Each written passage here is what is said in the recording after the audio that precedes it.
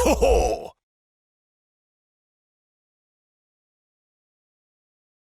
We saw a very flat Real Madrid today, and it reminded me of what you said before the Club World Cup opener, when you mentioned that the rock and roll is about to start. How far away is your Madrid from making that rock and roll actually start to play?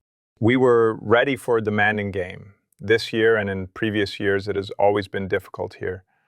Once again, it was tough for us to get ahead on the scoreboard and to control the match. Rayo always pushes you a lot, especially in the second half. It turned into a very transitional game, and we weren't able to unbalance them. They force you into a context of frantic rhythm, and today was exactly that kind of match. If we look at the week's results, the matches at Anfield and today, both were poor. Against Valencia, yes, the team won comfortably, but that was a Valencia side in a bad run of form.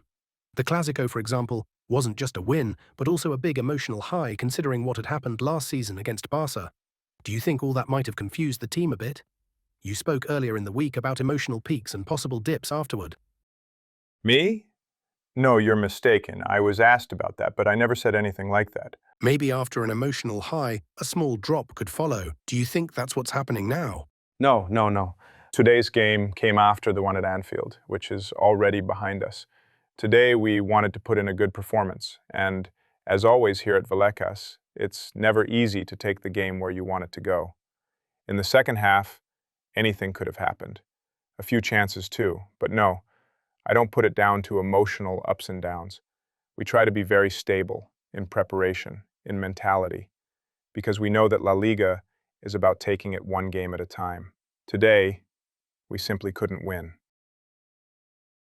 From these two games without scoring, what worries you more, the results or the team's play? What concerns me is the desire to keep growing, to keep improving, to make positive and constructive self-criticism. That's what Real Madrid is about. We all know where we are and what we want. It's still November. There's a long way to go. So we need to maintain high standards, but also calm and balance. From the outside, it seems they've lacked intensity. In both matches, at Anfield and here in Vallecas, it looked like the opponents won most of the duels. We didn't win every duel, but we didn't lose them all either.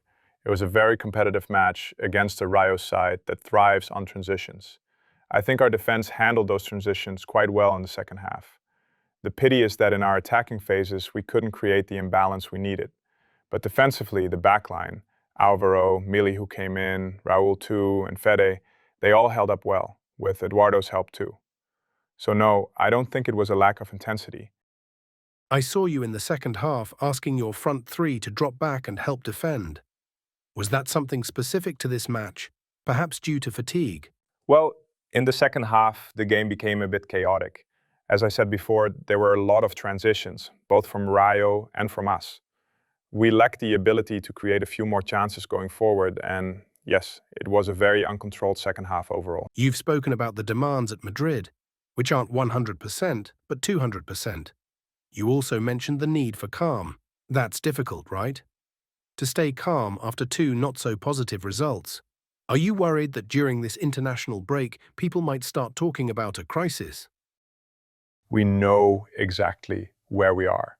In good moments and bad ones, you have to stay balanced and handle it properly. The season is long, and as you said, the level of demand here is the highest. But we live with it and prepare for it. That's now 2 games without scoring, barely 3 shots on target. And today, neither Enric nor Gonzalo even warmed up. Both are strikers. Why didn't they even warm up? We already had other forwards on the pitch who can also create danger. The other day at Anfield, Fede Valverde had a muscle issue. Today he played again and seemed to have something similar, and Trent still hasn't regained his place in the starting 11. Is that because you still don't see him ready to start, even with Valverde's small problems? What's going on with the Englishman? No, Fede was fine before the match. As for Trent, after the injury, he still needs a bit more time. I'm sure during the international break he'll be able to prepare well for what's coming next. Do you feel your team has lost the essence we saw from them in the United States? In the United States? Yes, during the Club World Cup. No, don't get it wrong.